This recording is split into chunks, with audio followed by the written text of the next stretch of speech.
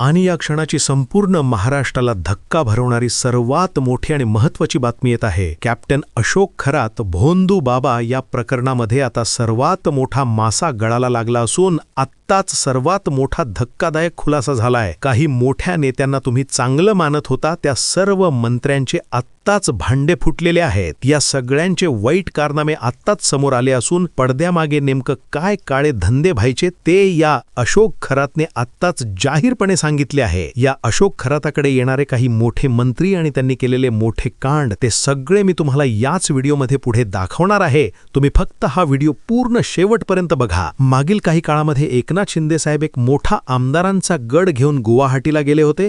त्यानंतर त्यांनी महाराष्ट्रात येऊन भाजपसोबत सत्तेत गेले आणि त्यावेळी एकनाथ शिंदे साहेब महाराष्ट्र राज्याचे मुख्यमंत्री बनले. कारण की या कॅप्टन अशोक खराताच्या दरबारात सुद्धा एकनाथ शिंदे साहेबांनी कधीतरी हजेरी लावली होती. त्याचे सुद्धा काही फोटोज आणि व्हिडिओज व्हायरल होत आहेत. परंतु तुम्ही फक्त हा नॉर्मल व्हिडिओ आणि फोटो बघितले. जे गुप्त व्हिडिओ होते ते आपल्या हाती आत्ताच लागले असून ते मी सगळे तुम्हाला याच व्हिडिओत पुढे दाखवणार आहे. तुम्हाला फक्त एकच काम करायचे, हा व्हिडिओ पूर्ण शेवटपर्यंत बघायचा आणि या व्हिडिओला लगेच एक लाईक करा. एक लाईक झालाच पाहिजे. या कॅप्टन खरात याची जशी पण काही वेगवेगळे कारनामे ओपन झाले त्यानुसार आता सगळा संशय याच्याकडेच येत आहे. दादांचा नुकताच अपघात झाला, नेमका दादांच्या अपघाताच्या पाठीमागे सुद्धा याचाच हात आहे का, अशी सुद्धा आता जोरदार चर्चा सुरू आहे. कारण की हा कॅप्टन खरात अघोरी पूजा करायचा आणि तंत्रमंत्र क्रिया करायचा.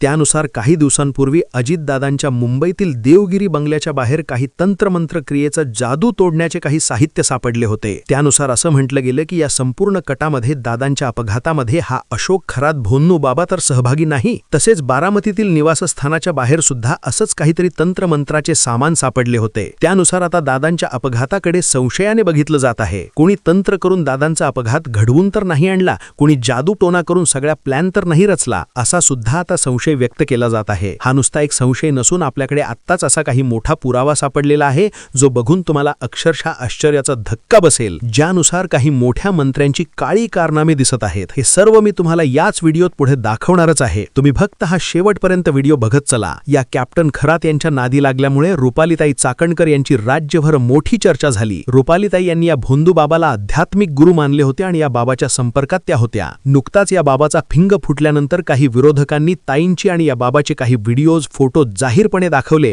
आणि संपूर्ण राज्यभरातून संताप निर्माण करण्यात आला. पूर्ण राज्यभरातून रुपालीताईच्या राजीनाम्याची मागणी करण्यात आली आणि शेवटी त्यांनी महिला आयोगाचा राजीनामा दिलाच. त्यानुसार एकनाथ शिंदे साहेब तसेच इतर काही मोठे मोठे मंत्री आमदार सुद्धा या बाबाच्या दरबारात गेल्याची माहिती समोर असते.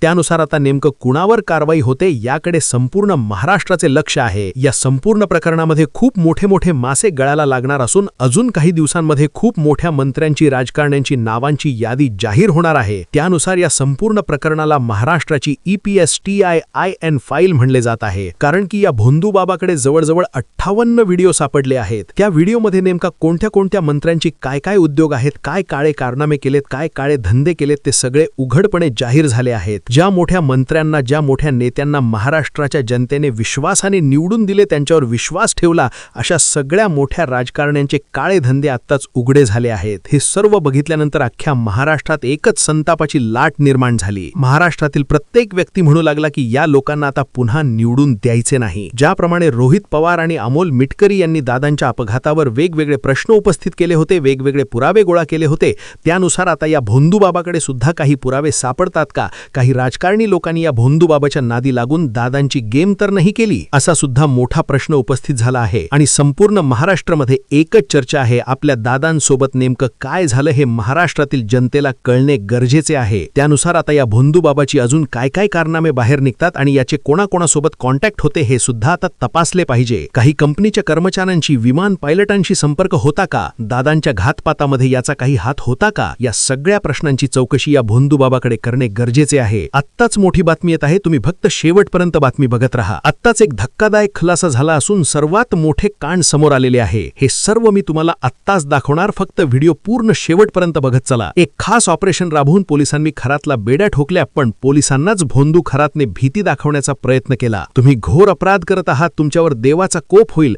अशा शब्दात खरातने पोलिसांना शाप देण्याचा प्रयत्न केला. मात्र पोलीस एक हाक्या दाखवताच खरात गप्प झाला. कॅप्टन खरातला अटक करण्यात आली. त्यावेळेस त्यांनी पोलिसांना शाप दिला की तुमचं बरं वाईट होईल, तुम्ही आम्हाला अटक करताय, तुमच्यावर कोप होईल, सगळ्या पोलीस डिपार्टमेंटवर कोप होईल. सध्या तरी पोलीस डिपार्टमेंटचा कोप त्यांच्यावर झालेला आहे. मुख्यमंत्री फडणवीसांच्या आदेशाने महिलांचे लैंगिक शोषण करणाऱ्या भोंदू खरात याचा खेळ खल्लास झाला. खरातचे राजकीय आणि प्रशासकीय संबंध लक्षात घेऊन स्पेशल टीमने गुप्त प्लॅन आखला. संशय टाळण्यासाठी परिसरात चोर घुसल्याचा बहाणा करून बंदोबस्त लावला. शस्त्र घेऊन चोर खरातच्या घरात घुसला असं सांगून पोलीस घरात शिरले. खरात घरातच आहे हे कळताच वरिष्ठ अधिकाऱ्यांना मेसेज दिला.